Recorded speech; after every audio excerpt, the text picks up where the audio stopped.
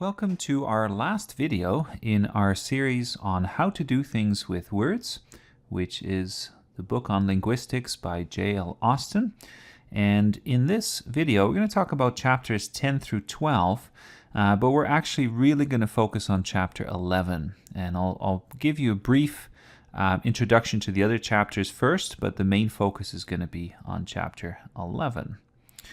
So, Chapter 10 is very detailed and very specific, and it deals with one particular issue. And the issue is whether we can use these phrases in saying X and by saying X in order to distinguish between illocutionary and perlocutionary acts. You'll remember that illocutionary refers to the force of a particular locution or speech act, and perlocutionary refers to a kind of future act or some kind of consequence or result. Now, Austin ultimately ends up concluding that these two phrases are useful, but they're not foolproof. And he says on page 124 of my edition, at most it might be claimed that the formula in saying X will not suit the perlocutionary act, while the by formula will not suit the illocutionary act. So they're somewhat useful, but we also, of course, have straightforward locutions, and these formulas can often apply to locutions as well. So, interesting chapter, but very detailed and perhaps not super useful if you're just trying to get the basic sense of the argument. Then we have chapter 12, and I like to think of this as a kind of final summary as well as a type of appendix. Because in chapter 12, Austin spends a lot of time going through various types of speech acts, types of verbs, and he does a lot of listing of different verbs and how you might categorize them. So just going through them very quickly, he gives us 5 categories. He gives us, let's see here, verdictives. If you're giving a verdict, you might say something like, I assess, or I rule. I rule that you should go to prison for so many years, right? You're giving a verdict. Then we have exercitives or exercitives, which sounds more awkward, I think. So exercitives, where you're exercising your power. You could say, I name something, or I appoint you as provincial governor, that kind of thing. We have commissives. This is where you commit yourself to an action. So you could say, I promise, or I undertake. We have behabitives. Sounds kind of awkward. And these kinds of verbs express a type of attitude or say something about how we behave in public. And these might be things like I apologize or I think. And then the last one here is expositives, which has to do with how you expound your views, how you argue, how you convey particular ideas. And this very much has to do with speech. So I argue or I affirm. We often present our opinions in a way that require these kinds of speech acts.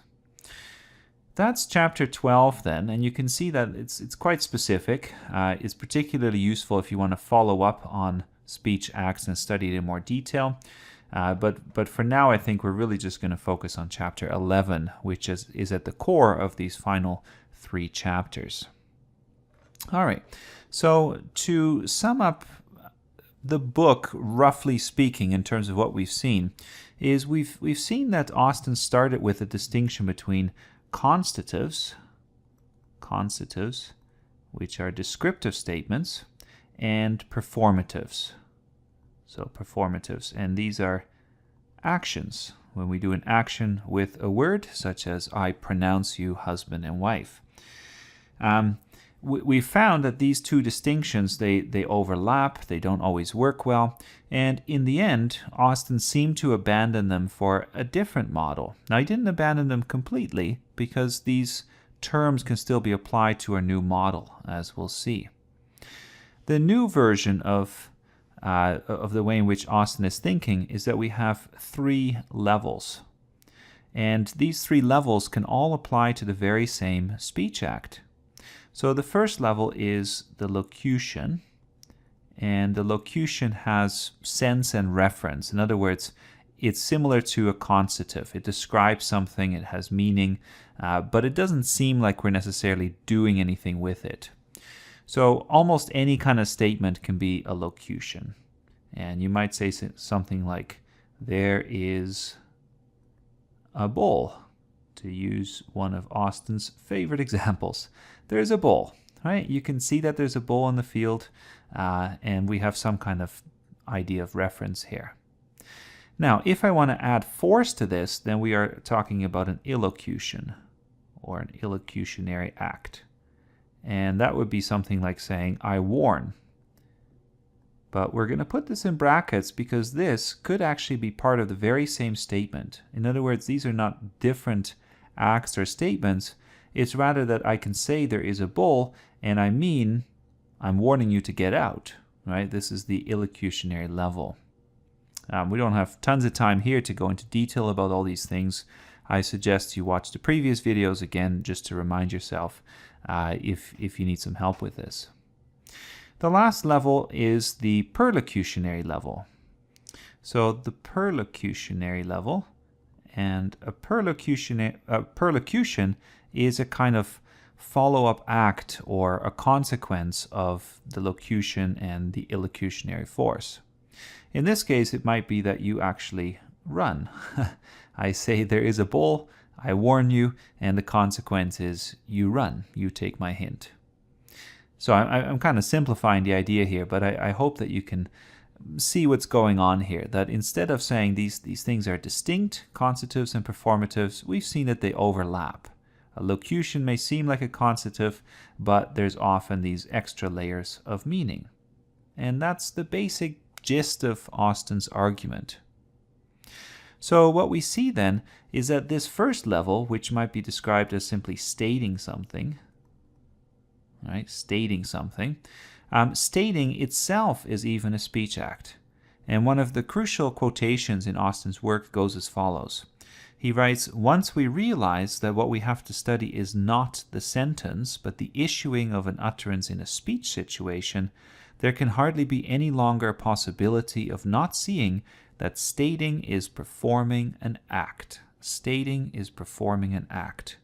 And you can see here then that instead of looking at language abstractly, where we only have one sentence at a time, we got to look at the whole context, right? We got to look at what is going on here, and that's the total speech situation, as Austin likes to call it. All right. So that is what Austin has concluded in his book. In chapter 11, he fleshes out some of these ideas. And if we go back to our two distinctions here between consitives and performatives, we can see how the requirements for each of these can now also be applied to the other one. So let's go through this very quickly. Okay, so consitives were meant to be either true or false. And if you think of this statement, there is a bowl, you could say, well, there either is a bowl or there is not a bowl. Okay? And then if we think of performatives, performatives are not so much about true or false, but they are supposed to be conventional. So they have particular conventions. I have to be the right person to warn you or to marry you. There are conventions about the situation. If I'm in a field, it's hard for me to marry you unless it's a hippie wedding, perhaps. Maybe I should be in a church or in some kind of hall. Maybe not the best example there, but I think you get my point. We also need performatives to be happy or unhappy. So this refers to infelicities.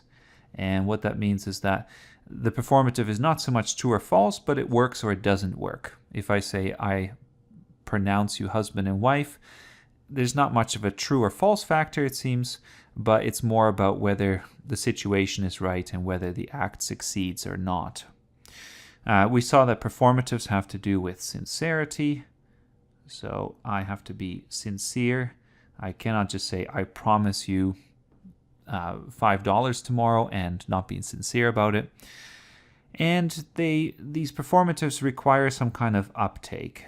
So you have to respond to it and allow the performative to succeed. Okay? We saw that most of these distinctions seem to break down, and we can now see this with particular examples. So let's just take a couple of statements here. Let's first look at the constative side. Imagine that somebody says the cat is on the mat. And we have seen this one before. The cat is on the mat. Now, that seems like it's very much just about being true or false. But Austin says, wait a second, there is an element of sincerity to this. Okay, so that's number one. And there's also some kind of binding quality to this. In other words, by saying the cat is on the mat, I'm committing myself to particular future statements. So I cannot, for instance, later say, well, the cat is underneath the mat. And in that sense, saying the cat is on the mat is a little bit like making a promise. A promise is, of course, a performative, but there are similar conventions at work. There's similar implications. There's obviously a lot of overlap. Similarly, if I say, for instance, the King of France is bald, then this is subject to the unhappy or happy distinction. For one thing, there might not even be a present King of France. Okay, maybe we should just add that, the present King of France. The present King of France is bald. There may not be a King of France at the moment, and so this statement is really null and void. It's not so much about being true or false necessarily, although there's an element of that, but it's not even a statement we can make because there is no King of France. So what you can see there then is that we have some examples that really show how these things start to overlap. We can see it on the other side as well. So if I say, for instance, I pronounce you guilty, then we can say, well, wait a second, this implies some kind of true or false element, because either I am guilty or I'm not guilty, and one of these will have to apply. Another example would be something if I say, I congratulate you on your 40th wedding anniversary, but it's really your 39th. That's a performative, and you can see that true or false does apply. Let's look at a couple more examples here, and we need a bit more space. So let's say that I say there are 50 people in the next room. There we go. Seems like a constative, seems like a descriptive statement, but there may be conventions present. In other words, I may need to be the right speaker to say this. If I'm not aware of what else is going on in the rest of the building, you might say, well, I don't think you know. I think you're just guessing. So there are conventions here as well. And there may even be some kind of perlocutionary level as well. So maybe I'm trying to intimidate you. You're going to do a speech, and I'm saying, there are 50 people in the next room, right? You should be nervous. There could be some kind of perlocutionary level there too. What we see then is that if we go back to our distinction here for a moment, we can really see that constative and performative, these kinds of things overlap. And the terms are still useful, but it's more about seeing how one particular statement can have multiple levels, as we have seen, and these overlap and they have this rich interplay, and they make sense in a kind of context that we have to study for each speech act individually. We cannot come up with general rules all the time. We have to really look at each speech act specifically in terms of how it's being used. Now, one of the fascinating things that Austin says at the end of chapter 11 is that even this distinction of true or false itself may need some revision.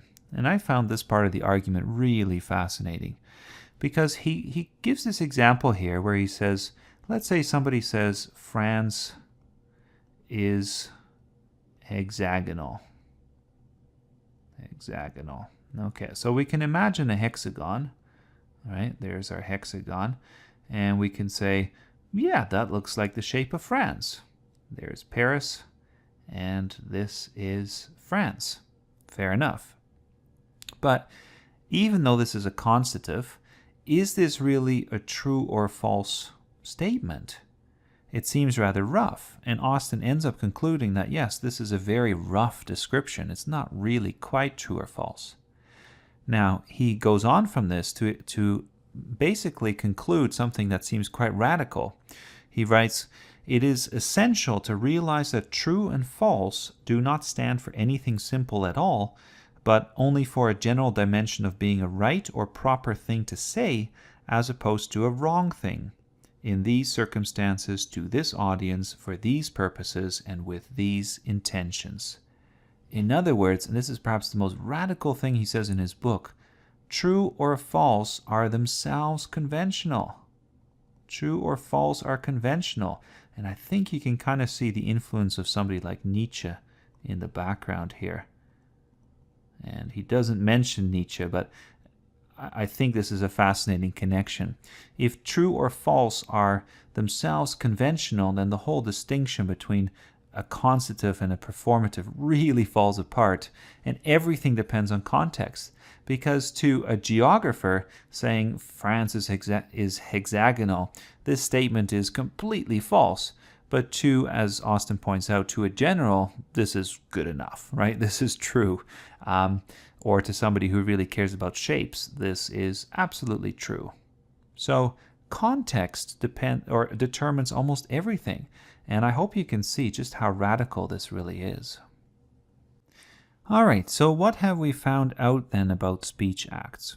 Well, Austin gives us the following summary at the beginning of chapter 12. And he says that all speech acts now have a number of things in common. Basically, all utterances have this in common, except perhaps things like swearing and a few exceptions. The first thing is that all utterances are either happy or unhappy.